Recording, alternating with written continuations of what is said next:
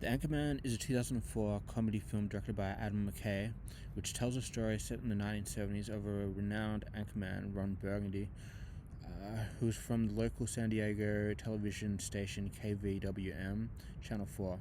His news team include the various colleagues, lead field reporter Brian Fantano, Champ Kind in sports, and meteorologist Brick Tamland, and station director Ed Harkham. Everything changes when the new member Veronica Corningstone enters the picture as a potential anchor, a part of the station team and love interest to Ron. Her sudden inclusion in the newsroom changes the male-dominated atmosphere into one which becomes more diverse and accepting of others and their values. When none of the men on the team at the station seem ready for this new change in diversity, it's a cause for various concerns and eventual conflict in the workplace and in daily life as well. But as the journey goes, there's a level of respect these characters are able to find over the course of these new, changing and evolving times. In The Anchorman, we get to see into the world of media with this television newsroom in this comical, somewhat satirical story depicting views of chauvinism. We get to see into what is deemed as a man's world in the newsroom with how they are able to deal with the woman being cast into this situation. The male staff members are at first apprehensive and unwilling to accept her in the newsroom, though they do find her quite attractive at the same time and would like to take things further. Veronica Corningstone is often trying to prove that she's an amazing anchor with the hopes of being a network anchor. The dream is also shared by Ron Burgundy as he explains to her on their first date. But when they first meet each other at an associative party, Ron is trying to tell her he is a big deal and that his apartment smells of rich mahogany, to which she excuses herself. When Veronica is being introduced to the station in the story, we find that she is wanting to progress with her news reading career as an anchor, saying, "Here we go again. Every station is the same. Women ask me how I put up with it. Well, the truth is, I don't really have a choice. This is definitely a man's world, but while they're laughing and grab-assing, I'm chasing down leads and practicing my non-regional dictions, because the only way to win is to be the best, the very best." This gives some insight into what she has to put up with before in her other workplaces, including what's in store. There are various elements to the Anchorman with the character and story progressions. Ron Burgundy is often seen as having various misunderstandings of situations, circumstances, and ideas.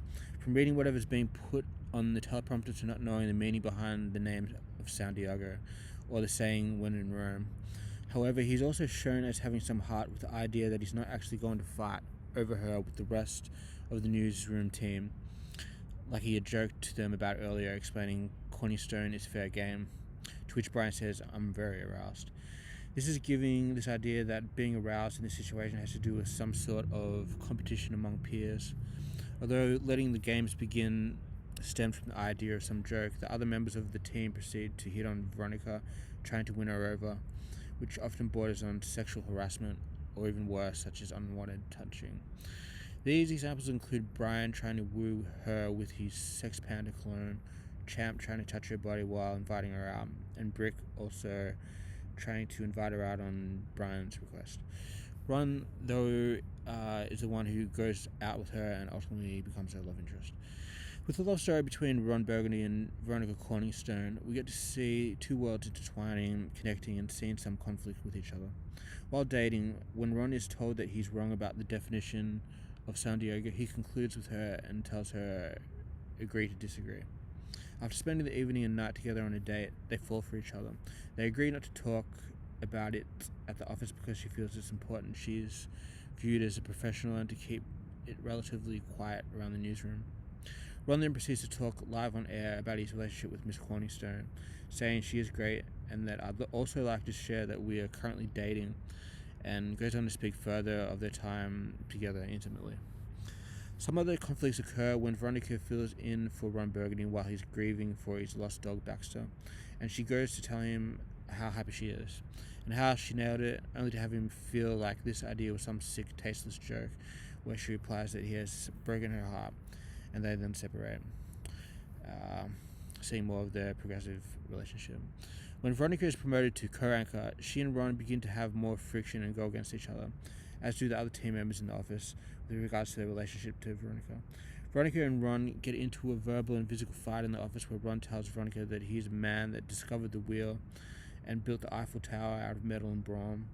That's what kind of man I am. You're just a woman with a small brain, with a brain the third the size of us. It's science. To which Veronica replies, I will have you know that I have more talent and more intelligence in my little finger than you do in your entire body, sir. Ron begins pranking her, and she in turn pranks him back, which in turn gets him fired.